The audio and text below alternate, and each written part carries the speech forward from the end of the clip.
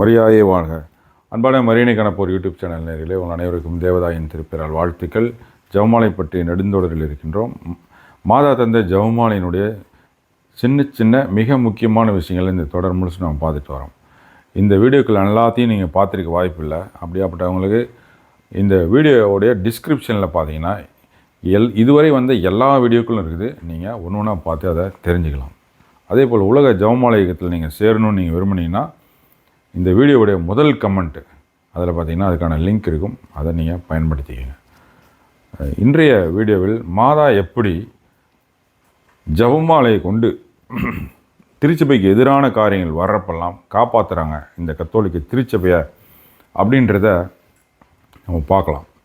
அதுக்கு முன்னால் இந்த வீடியோ போடுறதுக்கு முன்னால் ஒரு ஃபோன் வந்துச்சு எனக்கு. அதில் பேசின அந்த நபர் ஒரு சகோதரி ஒரு கருத்தை சொன்னாங்க. அவங்க வாணியம்பாடியில் இருக்கவங்க. அதே கருத்தை திருப்பூரில் இருக்கிறவங்க ஒரு சகோதரி சொன்னாங்க. அது நேற்று. இந்த ரெண்டு பேருமே கத்தோலிக்க கிறிஸ்தவர்கள் அல்ல. ஒருத்தர் முஸ்லீமாக இருந்து சிஎஸ்ஐக்கு போய் மாதாவால் தொடப்பட்டு ஜெபமாலை பக்திக்குள்ளே வந்தவங்க.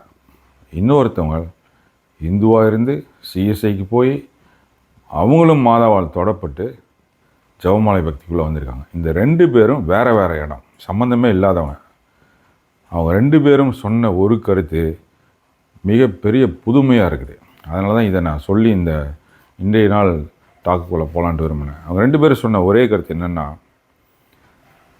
ஜெபமாலைக்கு மிஞ்சினது எதுவுமே இல்லை, ஜெபமாலை நம்ம செய்யணும், மாதா கொடுத்த ஜெபமாலை மூலம் எல்லாமே நடக்குது, கிடைக்குது அப்படின்றாங்க.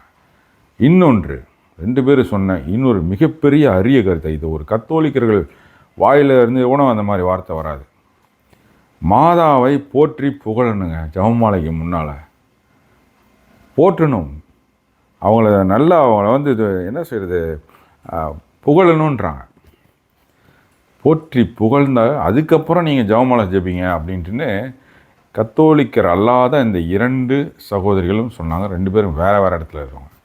அப்போ ஜெபமாலை எந்த அளவுக்கு அவங்கள தொற்றுக்குதுன்றதை நம்ம தெரிஞ்சுக்கலாம். அவங்களுடைய சாட்சியெல்லாம் வீடியோவாக வரும் பின்னால், நீங்கள் பாருங்கள் அப்புறமா. ஸோ இதை சொல்லணும்னு ஆசைப்பட்டேன், அதை சொன்னேன். ஸோ இன்றைய பதிவின் கருத்து, ஈடேற்றத்தின் வழியாக ஜெபமாலை இருக்குது. ஒரு 300 வருடம் பார்த்தீங்கன்னா சாத்தான் இந்த கத்தோலிக்க திருச்சபையை ஆட்டி படைச்சிச்சு. 11ஆம் நூற்றாண்டு, 12ஆம் நூற்றாண்டு, 13ஆம் நூற்றாண்டு, இந்த 300 வருடங்கள் பார்த்தீங்கன்னா கத்தோலிக்க திருச்சபையை மிகப்பெரிய சோதனைக்கு உள்ளாக்கி தாக்குதல் கொடுத்துச்சு சாத்தான். 11ஆம் நூற்றாண்டில் அல்பிஜன்ஸ் என்ற தப்பறை கொள்கை அதை கத்தோலிக்க திருச்சபையை ஒரு ஆட்டங்காண வச்சிச்சு. 12ஆம் நூற்றாண்டில் பார்த்திங்கன்னா பகை உணர்ச்சி, எப்படி நாடு கத்தோலிக்கர் அல்லாத நாடு கத்தோலிக்க நாடுகளை பிடிச்சி சண்டை போர் மூலயமா பிடிச்சி முழு கத்தோலிக்க நாடுகளையும் தன்னுடைய அதிகாரத்தின் கீழ் கொண்டு வரணுன்ட்டுன்னு அப்போ ஒரு சோதனை. 13ஆம் நூற்றாண்டில் அதே போல் பிரிவினை மூலம் கத்தோலிக்க திருச்சபையை பாதிக்க வச்சிச்சு. இந்த 3 நூற்றாண்டுகளிலும் தேவத்தாய் இந்த கத்தோலிக்க திருச்சபையை எப்படி காப்பாற்றினாங்கன்னா ஜெபமாலையை கொண்டு தான் காப்பாற்றினாங்க.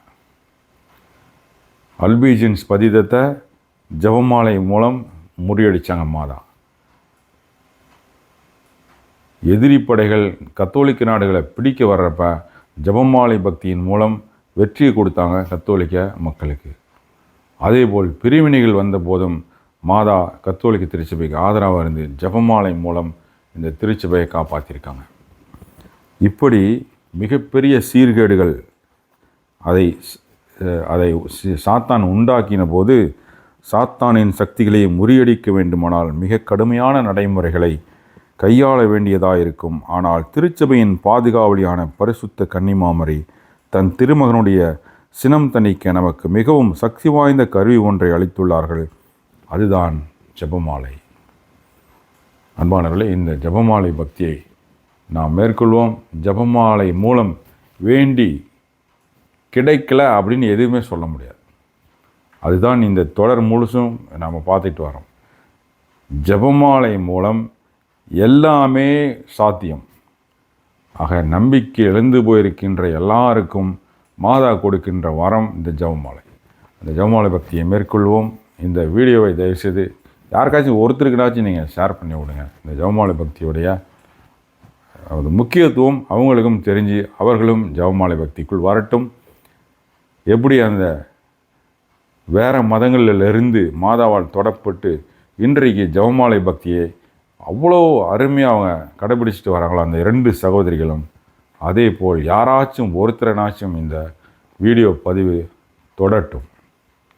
தேவதாயின் மாசற்ற இதயம் போற்றி வணங்கப்படுவதாக. தேவதாய் என்றென்றும் வாழ்த்தப்படுவார்களாக. நன்றி.